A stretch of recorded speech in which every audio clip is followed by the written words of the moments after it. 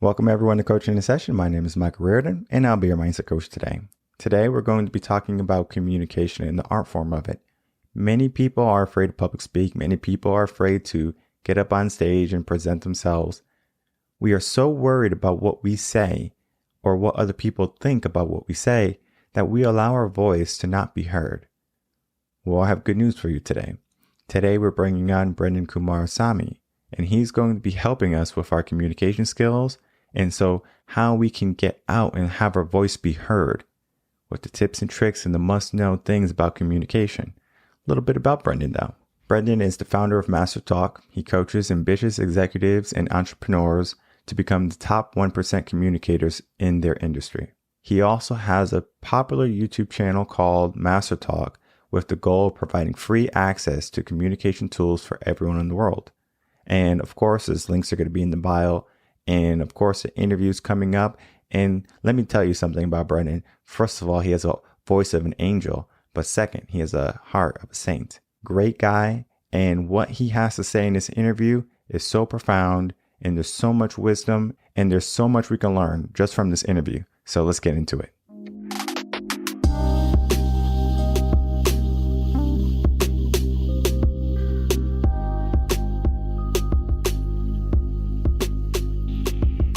Welcome, Brenden Kumarasamy, to Coaching in Session. How are you doing today? Very good, brother. How are you, Mike? Doing well. Thank you so much for asking, and thank you so much for coming on. I want to talk to you about public speaking. I know you're a public speaking coach, and the fear of public speaking, the communication problems our society is having, there's going to be so much that we can learn from a person like you. Can we just have a brief background of who you are and how you got into public speaking? Yeah, absolutely, brother. So I'm the founder of Master Talk. Master Talk is a YouTube channel I started to help the world master the art of communication, public speaking.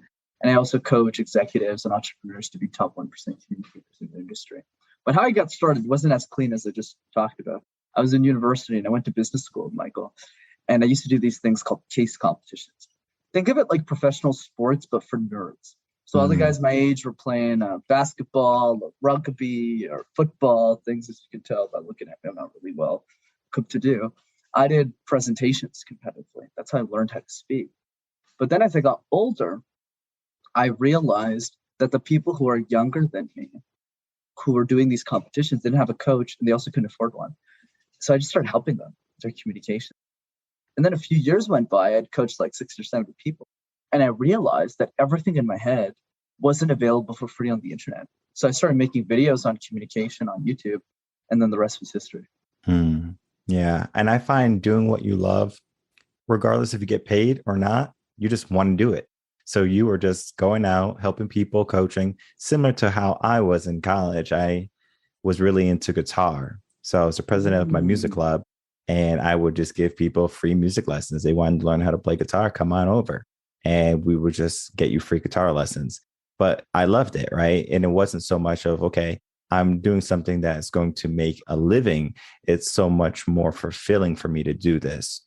What do you find fulfilling about coaching people, helping people become better public speakers, whether they be just a regular Joe on the street or a top level executive? Yeah, absolutely. That's a beautiful question. I love the guitar story. That's awesome. Yeah, I played guitar for 5 years and I suck at it, but I'm glad you were able to teach other people your expertise. So yeah, man, I'd say for me, communication is every component of our life. Is a lot of people forget that communication is so much more than giving a presentation at work, about giving a speech. It's every moment of our life. It's the way that we order food at a restaurant. It's the way that we talk to our significant others or our children or our nieces or our nephews. It's the way that we hang out with strangers when we travel or when we meet them at a park randomly. And when we start to embrace that side of communication, we realize that communication helps us lead a more fulfilling life. So I'd say for me, a lot of the problems in our society right now, the division that we have in the United States, cultural issues, put insert problem here, I feel a lot of it can just be solved with deep listening and communication.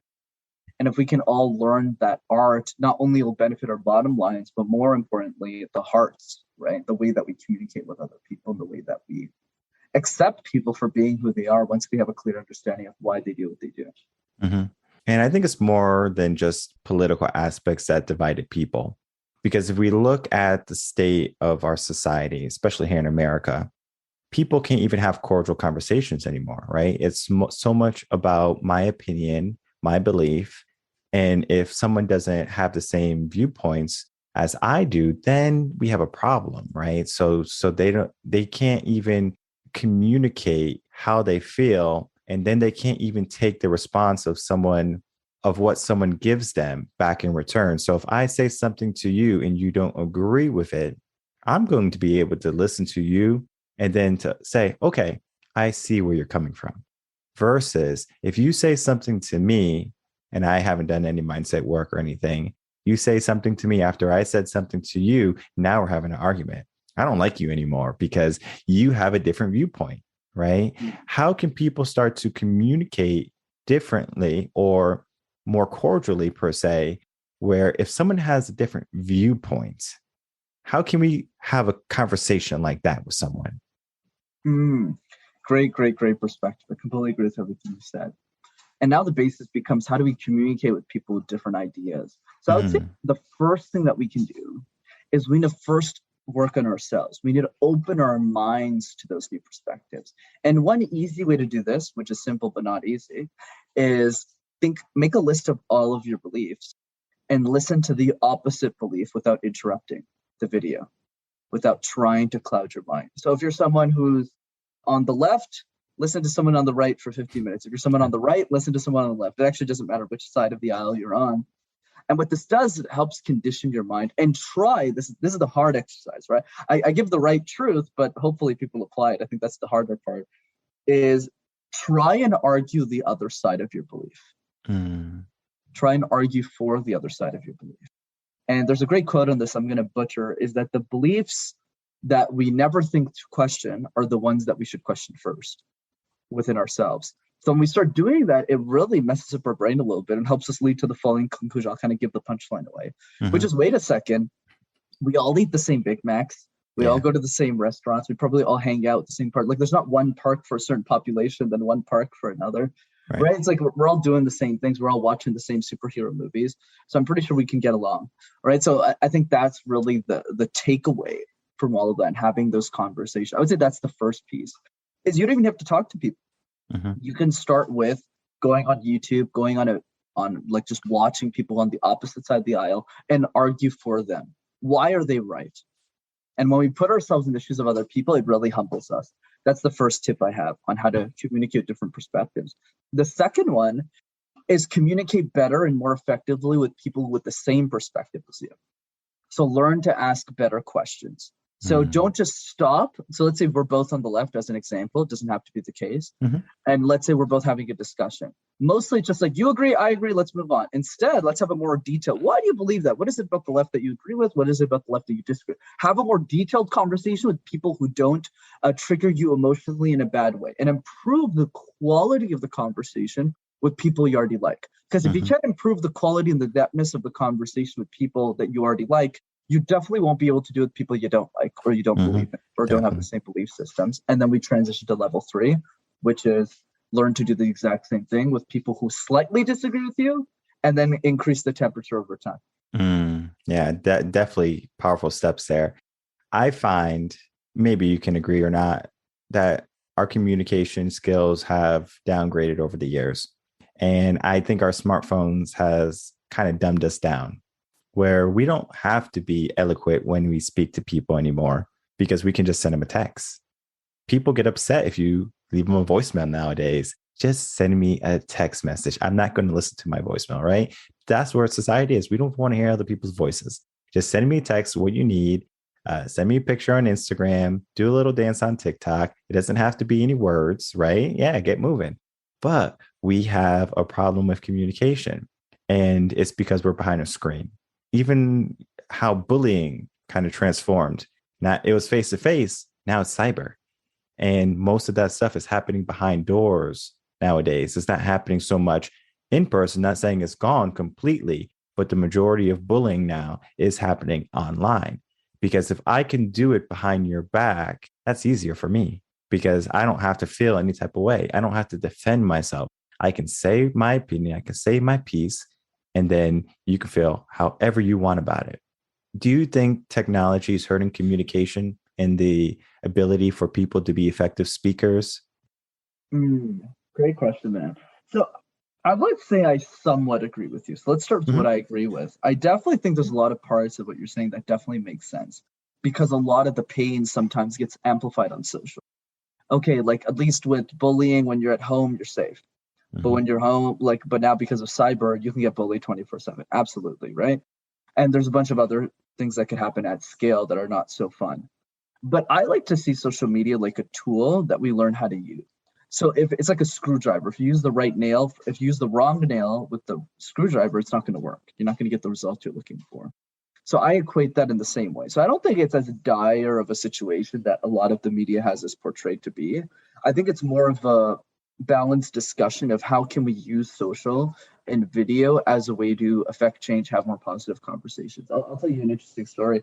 Out of the top 10 relationships in my network, 60% of them I met online, 50 to 60%.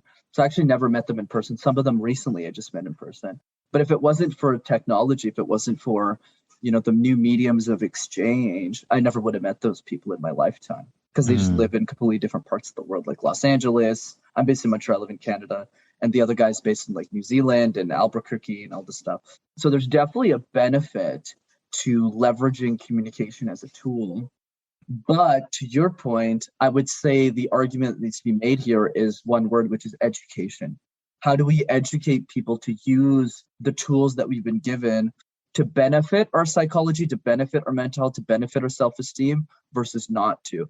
And then it comes down to once we empower people on the pros and the cons, then people can make a decision whether to opt out of the network or to stay in the network and leverage in the right way. And I definitely went for the second. Like if it wasn't for social media, I wouldn't be able to impact tens of thousands of people's lives or potentially more, or even have this conversation with you. So I think that the balance is the key.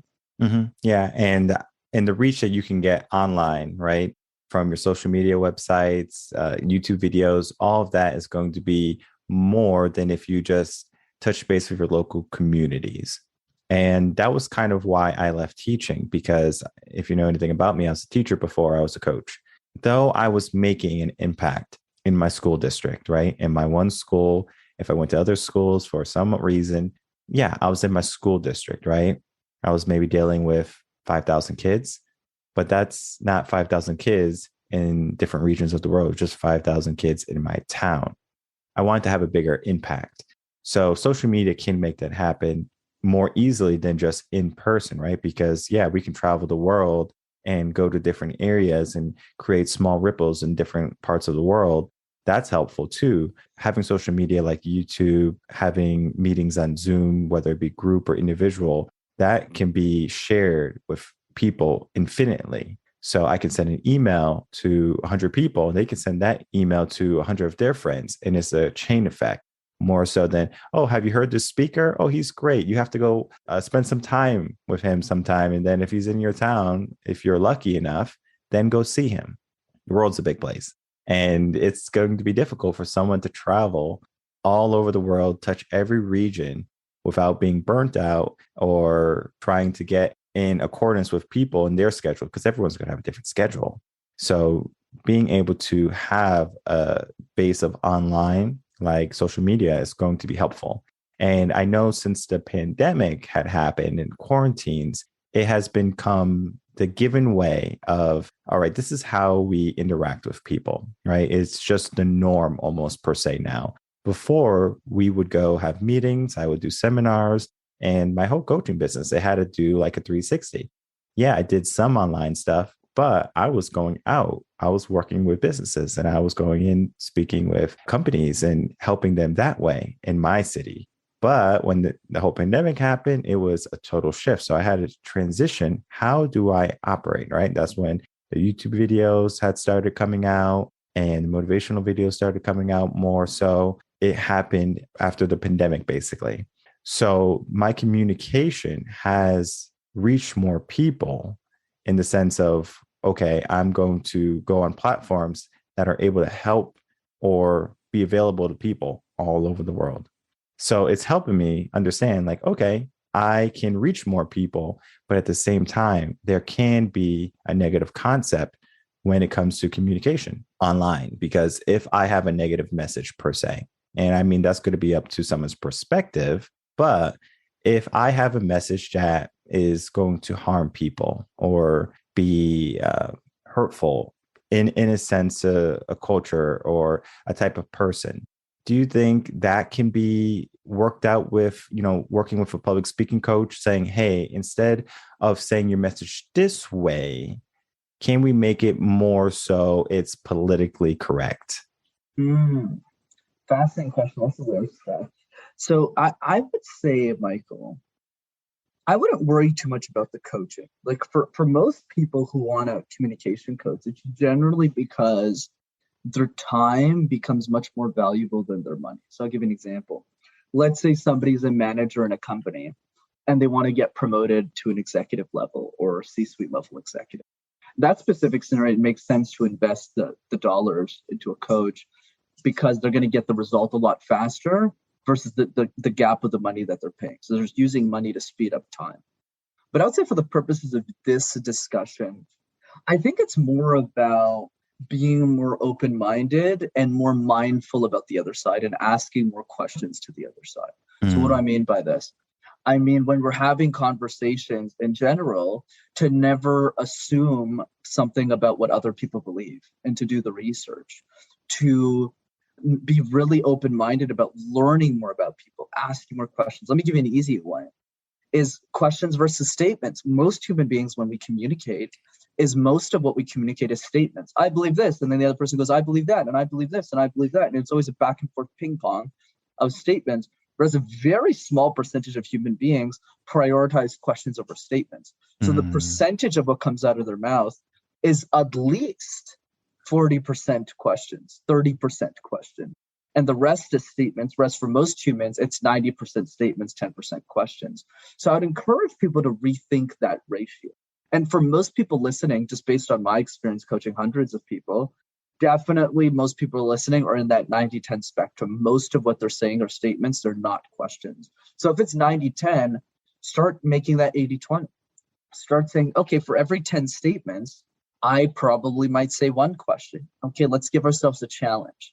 For every 10 statements, can we say 2 or 3 or even 4 questions within that same ratio? And that forces us to listen more to what the other person is saying, and it helps widen our perspective, leads us more to a point of understanding, and allows us to react a lot less emotionally when someone disagrees with us in a conflict. Mm-hmm. I definitely love that. And then it leads me to this question, right? Some people listen to respond and some people listen to understand. What's the difference between the two, right? Because if I'm listening to respond, yeah, I'm just giving you your response like, hey, are you hungry? No, I'm not hungry. Or if I say, hey, are you hungry? And then I can say, okay, well, this person maybe didn't have breakfast. Let me ask them, right? So I'm trying to figure out, maybe they're asking me, am I hungry? Because they are hungry. They would like me to go get food with them versus me just being, like aloof and just saying, okay, well, yeah, I'm not hungry. So figure it out yourself, right? This happens a lot with dating with guys.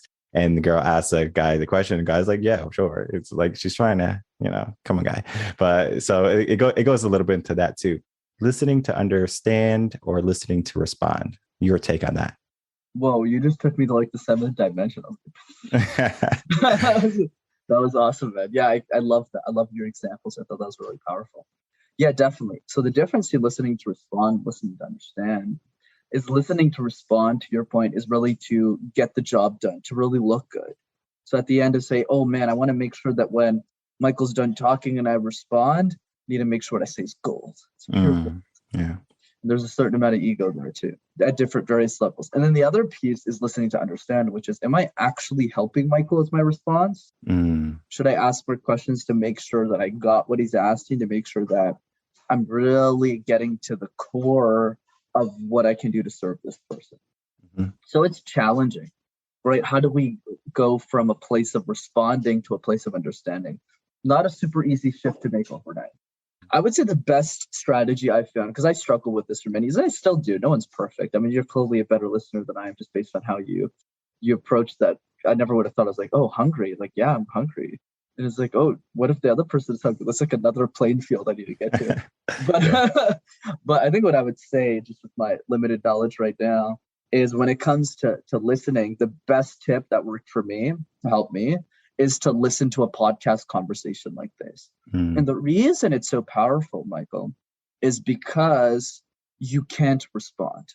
I call this listening to conversations that have been over for a long time, that have already concluded. So because you can't work a percentage of your brain to respond because there's nothing to respond to, all you have left to do is to sit there and listen to everything that's being had. And this, it could be this conversation, another conversation, where you're just taking notes. I actually do that 10 hours a week. That's even to this day, I still do it 10 hours a week. Where, yeah, sure, I'm guesting on shows, I'm communicating ideas, but I spend over every morning of my life pretty much, except when I'm on like retreats, where I'm listening to other people's conversations that I'm not allowed to respond to, or I'm just sitting alone and I'm just taking notes and my phone's on airplane mode and I just listen to their conversation. I feel that's a lot more powerful, so I'll draw the nuance a little bit. This is actually way more effective than having a live conversation. And the reason is because your brain is always going to go to listening to respond, because you're in the conversation. It's live. It's happening right now. So I would encourage you to practice in the gym in the back end by just listening to conversations that have already been concluded. And what you said is gold for anyone who's listening. That's gold, because people try to be mindful and they have a hard time being mindful. How do I be mindful? How do I live in the moment? Do I have to do meditation? I can't meditate. Every time I meditate, I think about the stores and what's on sale, and I have to go grocery shopping, and the kids have to be picked up from soccer or this or that, right? There's so much going on in our mind. But when we have a conversation like this, that you can stop, rewind, listen again, you can dig deep into that moment. And then you learn how to become more mindful when you listen to podcasts like this. Many people wonder, like, okay, well, I want to be more mindful. I want to be more present and live in the moment. How do I do that? If you read a book, they're going to say meditation, right? But meditation doesn't have to be like what the monks do. It can be something that you do on the go. You can be walking in the park, listening to a podcast. That could be your form of meditation. Every morning, Monday through Friday, I'm going to the gym. That's my form of meditation. That is what I find joy in. And I take that time, whether I'm listening to music, podcasts, motivational videos, it doesn't matter what I'm listening to. Even if I don't have my headphones on, I'm still in that state of meditation. I'm focusing on each rep, every set, because when I can do that, then my mind is more primed, and I do it first thing in the morning. So my whole day is set up for success. My mind is already in the pattern I want it to be for the day. And that's to pay attention.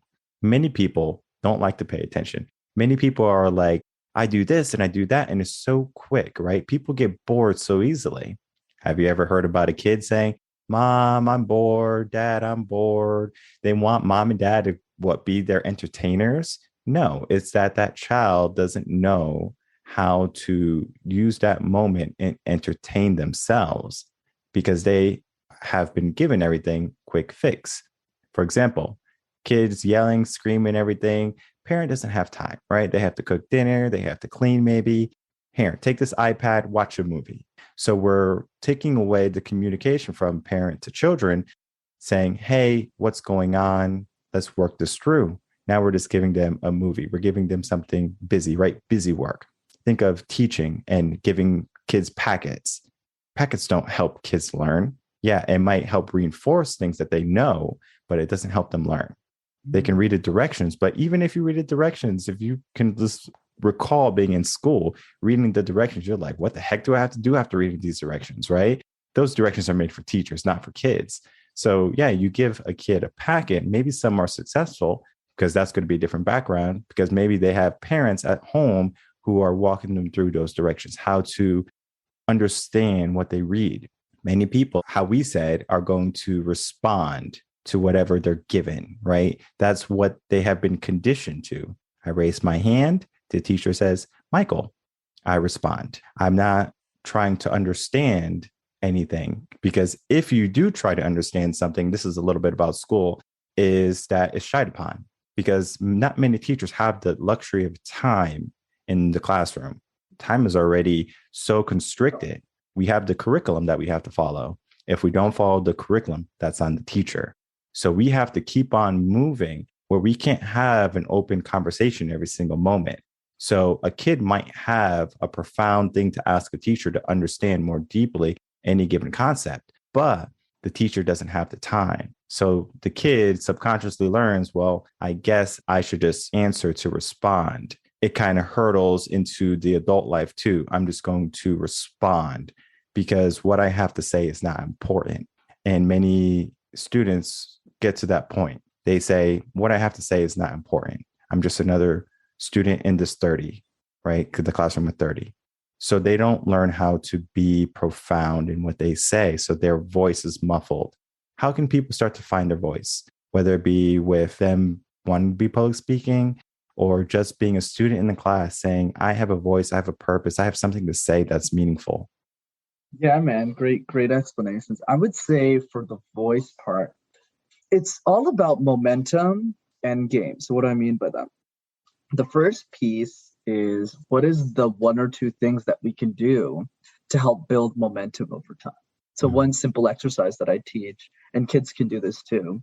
We've seen people as young as 5 do this. It's called the random word exercise. So the random word exercise is simply you pick a word like phone, like headset, like eyes, and you create presentations out of thin air. So when you do that, it increases your confidence because the first time you don't really know what you're doing. Like phone is a socket and teeth. And so you don't really do a great job at the beginning. But after you do this 10, 15 times, you see immediate progress in that exercise. And that's what kids really need at the end of the day. They need that momentum, that boost of confidence, because the education system doesn't give that them. Doesn't give them that luxury because all of the presentation of the education system are mandatory. You're forced to do something. You never really get to pick the topic. You got history class, you got math class, you got science class, you got presentations in gym class. Like, who invented that? Like, doesn't make sense. Like, why you got presentations in gym? And then the last piece is every presentation is tied to a punishment. Not super fun. If you don't do a great job at school, you don't get a pat on the back. You get a, slap on the head. You lose like 30% of your grade. So it's not a great environment for people to find their voice. So I would encourage people to, or if they're educators, parents out there who are listening to this, to focus on simple, easy wins to help children build their confidence through the random word exercise, as an example. That's one piece to the equation. The other piece is as they build up that momentum, it's all about understanding why they want to share their ideas with the world. Like, think about your podcast. You felt a need to share this information in the way that you share it, in the way that you communicate through your medium to help people because you felt there was something missing in the marketplace. And because of that desire, whether you had a voice or not, you chose to cultivate one. You chose to refine one. You chose to build upon what you already have, which I'm sure was already a great foundation to impact more lives. So that's the other piece is as we mature as human beings, our purpose, our reason for being, whether that's to be the best stay-at-home mother or to be a top CEO of a company, is that purpose evolves and our reason to find our voice over time evolves as well. So it's all about starting with the right foundation, something easy for all of us. And then as we get older, letting that voice evolve for different reasons. Like when I started, it was mostly just to get through school. I was growing up as a kid in a French high school and I didn't know how to speak French. So I had to present in languages I did it now. So for me, it was just getting through the day. And then after my voice evolved to getting a job, doing case competitions, getting really competitive, refining my voice so I could win these competitions. And that was my reason for speaking up. And then later on, it was leading those teams. And then to the point that we are today, it's about leading others. Right? It's about how do I use my voice to help other people gain access to free communication tools in the world. But it definitely didn't start that way. It wasn't as fancy as it is today. Yeah. And I love the example that you said, just do like a 1-word type of presentation. I actually do that with my teenagers. So the youth that I get, I have them do that because they never have really done that before in their life. They might have if they had a teacher that knew about that, but they're doing it for the first time with me. And they're like, this is hard. And it's only 1 minute. And we're just literally talking 1 minute about this word. And I do it with them. So we take turns. And so they'll give me something that sometimes I might never know about. So like a video game or something, and I would just have to make sure I know what I'm talking about. Like, okay, so it's a video game, right? And then they'll say, yeah, it's a video game. This is what the video game is. And then I'll just talk about it for a minute, right? I have no knowledge set on that video game, but I'm able to talk about it for a minute. And when I give them things that they know about, like their cell phone, they're like, a cell phone is used to make conversation, and you can text people and you can watch TikToks. And that's how it basically is. They're just describing what the cell phone does rather than giving me a conversation about the cell phone, right? So it's just snippets. It's just statements of what this device is or does rather than having a conversation. So it's like the art of conversation, where people can have a beautiful conversation, and after you're done with that conversation, you're like, that was a really nice conversation, versus you're like, what the heck did just happened, right? Because if people are just telling statement after statement, it's sort of like reading a PowerPoint, right? I can read a PowerPoint. I don't need people to read a PowerPoint. And that's why if you're doing public speaking, the PowerPoint's there to guide the speaker. It's not so much of, okay, guys, here we have to talk about inflation. Inflation is at 7.9%. The next bullet point, the reason for inflation is that we're printing too much money. I mean, it is so dry, right? Because we're not being interactive. We're just reading off a screen per se, and we're just trying to relay that information, but the information is already there. So conversation is so much more than just, all right, I can read something and I can relay it to you, right? It's about understanding, right? It's about a deep knowledge set or knowledge base, right? Because what you do, you have a good understanding of public speaking, of understanding what public speaking is to the roots, right? If we look at public speaking, is it an easy thing or is it a challenge thing? Most people are going to say it's a thing that they have to work on in order to perfect. And not so much perfect, meaning it's perfect, but to make it to a point where they're saying, I feel good about going in front of an audience of 10,000 people, where they're more confident. And confidence is always going to be doing the action before feeling confident, right? Confidence comes after the action. So I wanted to talk to you about the fear of public speaking. Why are people so afraid to speak in public? Why are people afraid to tell their deep inside emotions rather than just giving the blanket statements of something and playing it safe? For sure, man. I've thought about the fear of communication for a while now. And I didn't honestly have a good answer a few years ago. So I'm glad you're asking me this question in 2022 versus 2019. Mm-hmm. So here's my common sense answer. Let's ask ourselves another question, which is, where do we learn the habit of speaking? Where did we start presenting in the first place? And the answer is super simple for most of us who are listening to this pod. It's school. It's elementary school. It's high school. It's college. That's where we learn the habits of presentation. And then we bring that into every area of our life. But here's the problem, Michael. All of those presentations have three particular problems as a commonality. The first one is that every presentation is mandatory. Nobody wakes up in the morning and says, hey, Michael, you have breakfast today and present all day? Nobody says that. Or nobody does that. It's not something fun. Versus, like, let's say we put basketball into the equation. Yeah, some people love playing basketball just for the fun of it. Yeah, let's play basketball all day. Nobody says that about communication. That's problem number one.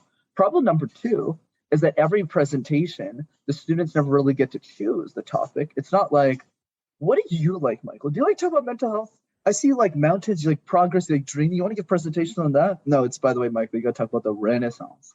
And you're like, who's that? And then you have to talk about Shakespeare, and you're like, who are we shaking? What milkshake is this? Yeah. What's going on here? So we have to give presentations we don't even like, and to an audience that really didn't listen to us. And we're doing like 8 of these at the same time because there's like a presentation in history going on. Well, there's a presentation in math. So you're not really trying to do well. You're trying to survive until the next day. And the third piece, which is the most important one, is that every presentation is tied to a punishment. So it's not, hey, by the way, if you don't do a great job, we're all still going to clap for you anyways, and we're still going to give you 100%. No, that's not right. Michael, I know you didn't do a great job with this presentation. I know you're 11 years old, but we're going to deduct 50% of your grade. You're like, okay, this is not fun. I'm not going to play my video games. But anyways, the point is, when all of the presentations we give in our life are mandatory, they're different, and they're tied to a punishment, that trickles over into the boardroom too when we get into the working environment. All those presentations are different. All those presentations are stressful. So what's the bottom line? The bottom line is if we see communication like a chore, it'll become one. It's not that we're all scared of communication. I actually don't think that's the problem. I think the problem is we've been taught to perceive communication in the wrong way. Right. And what I've learned from coaching kids, I don't do a lot of it. It's most of my clients as kids. It's just to keep me sharp as a facilitator. I realized that when a kid is under like 9 years old, they don't have a fear of communication. It doesn't exist yet. Right. They're just kind of like, oh, you want me to do this random word thing? Okay. You want me to present this thing? What's a presentation? They're like, okay. And they just do it. And then the fear of communication gets taught later on in their life. And that's really the crux of the issues. Once we realize that the communication, the fear that comes with it is not our fault, but rather the fault of the system, we can unlearn it and focus on momentum, progress, and getting to where we want to be in life. How can we fight that system where the system is saying, all right, now we have to be afraid of public speaking. I understand that our words have power. And if we use the words incorrectly, we're going to be ridiculed. We're going to be ostracized. And I know many people are tiptoeing around what they say sometimes because they don't want to hurt someone's feelings. And it's kind of like a white lie telling a girl, she asks, does this dress make me look fat? No, honey, you look beautiful. Of course, we don't want to have a public speaking conversation with her at the restaurant saying, she's big and then now she's upset. We want to just make sure the conversation is cordial, that it's going to be polite, friendly. It's more than that, though. I just made it fun. But when we go in front of big wigs, per se, right, we're so worried, will they like me? Will they accept me? Right? That peer acceptance is so powerful. Do you think that's more public speaking or just society as a whole? Beautiful follow-ups, man. Let me think about that. I think what I would say is like, when it comes to communication, how do we get rid of that fear? And more importantly, how do we make sure that this is something that never happens altogether? I would say the way I've thought about it in my career and the way I approach it, feel free to follow up on what I'm saying as well, is a question, right? And the question I always like to ask is, how would your life change if you're an exceptional communicator?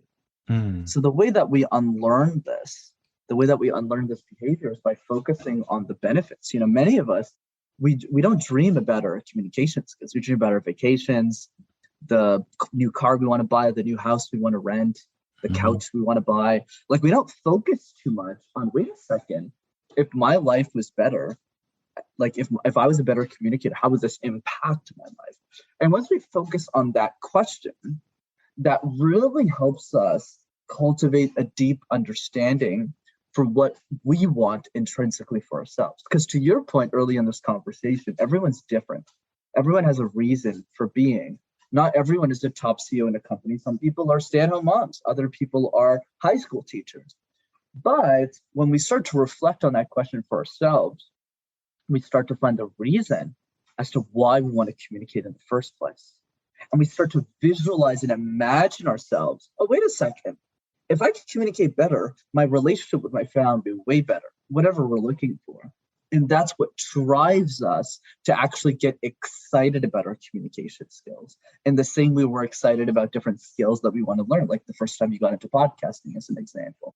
And once we change the frame of reference from the negativity, the stress, the anxiety, the I don't want to do this, to what? Whoa, wait a second. I get to do it. This is awesome. If I get better on communication, I could share my ideas with the world. I could get on a podcast. I could talk to 1,000 people that I don't get to see, but I get to hear my voice. I get to start a YouTube channel and all that stuff. That's what creates the momentum. And then last point on this is what I do with children too. Because the hardest thing when coaching kids is not getting the buy-in of the parent. That's very easy, actually, because parents will always spend more money on their kids than they will on themselves. But it's getting the buy-in of the kid. That's the challenge.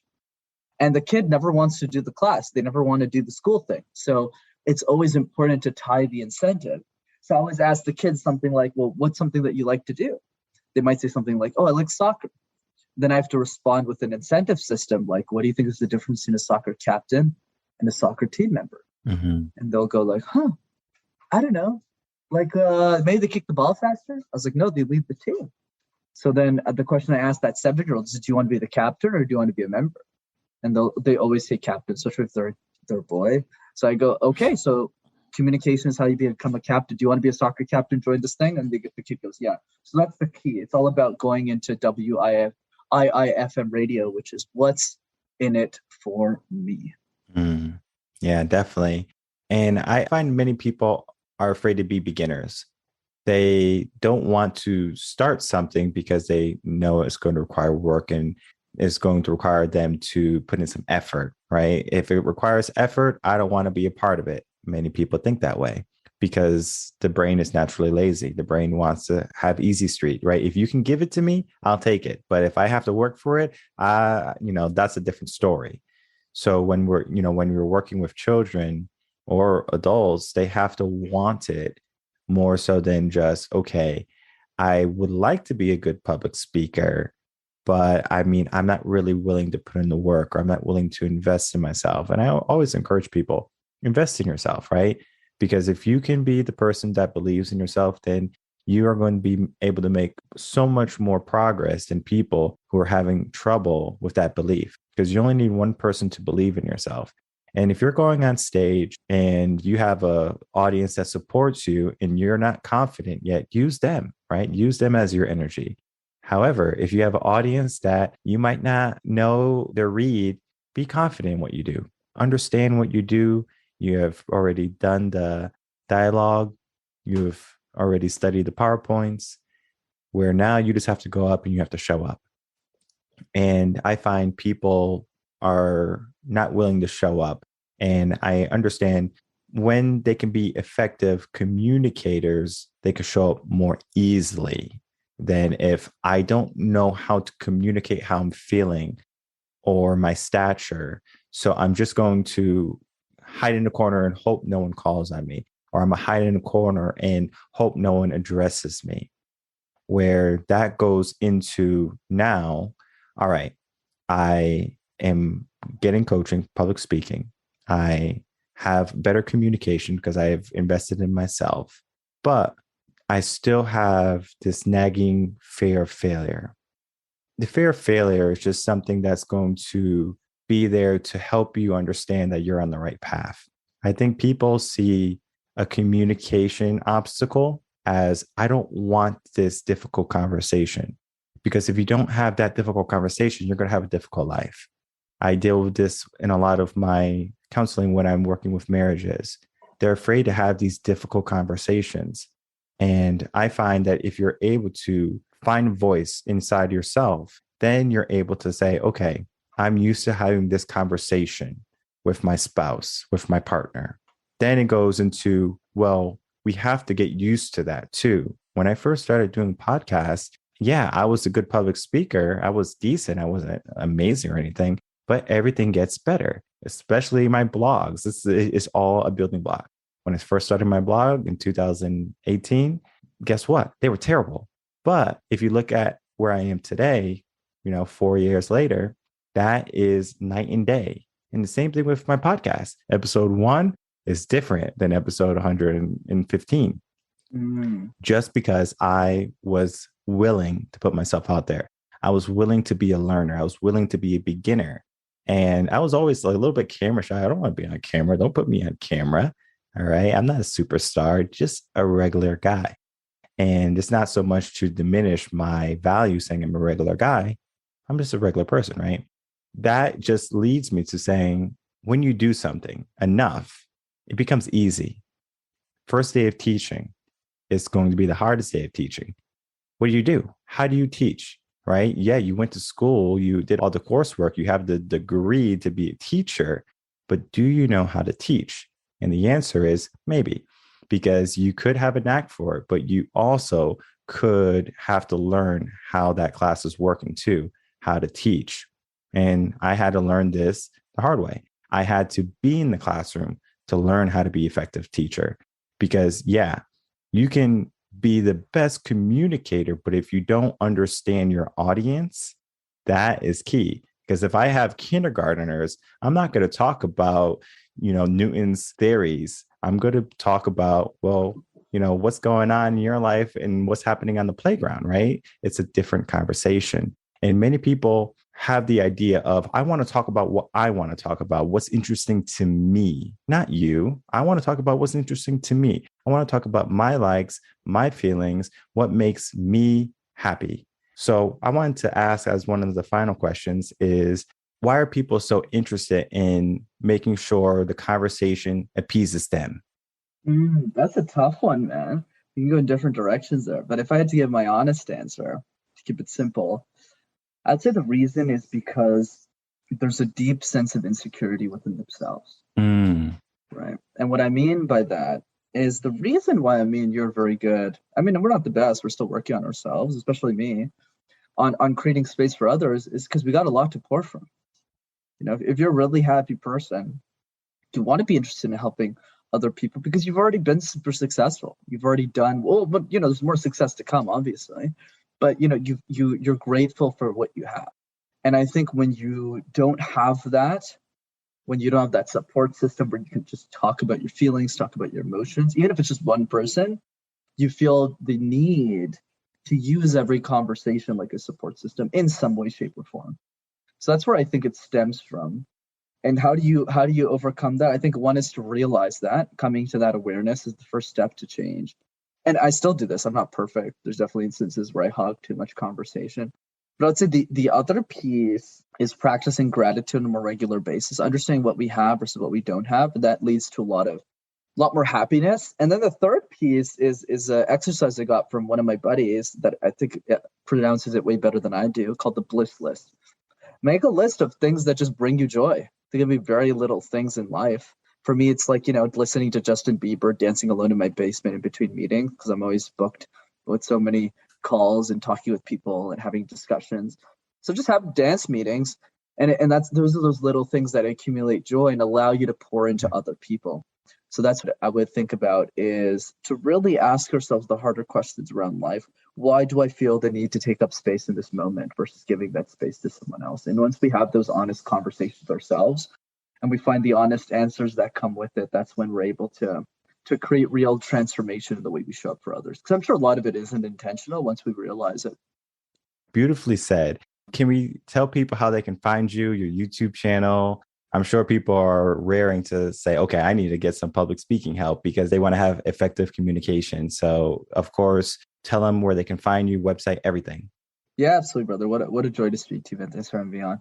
You have a very calm demeanor. Trust yourself. I love it, man. Thank you. Very good.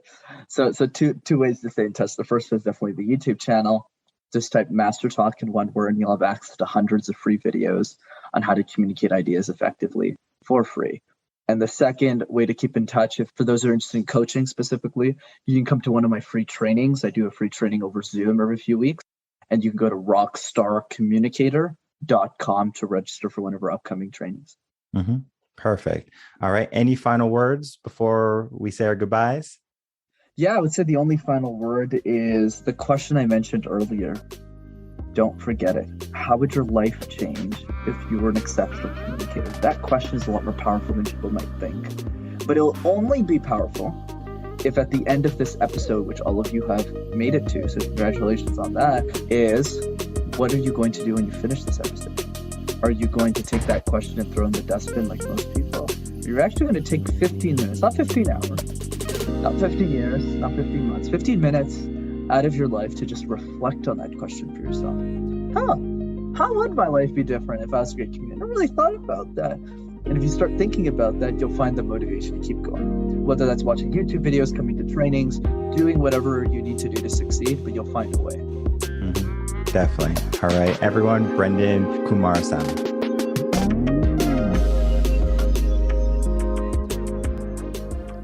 All right, I'd like to thank my guest, Brenden Kumarasamy, for coming on and talking about communication. He is a communications coach, and he helps people with being more pronounced in their words and then being able to say what they want to say, even though it might be shied upon, right? We don't have a fear of public speaking per se. It's just that we don't have enough experience with it yet. So if you're looking to build experience, head over to his YouTube channel. And of course, like, comment, subscribe to both our channels and to help build a community and to share our content with the world so other people can learn how to be proficient in speaking, where we can bring back cordial conversations and not have to worry so much about what other people think. My name is Michael Rearden. I'm a mindset coach. If you have any questions, email me coachinginsession@gmail.com. I will see everyone on the next episode of Coaching in Session. Until then, everyone, take care.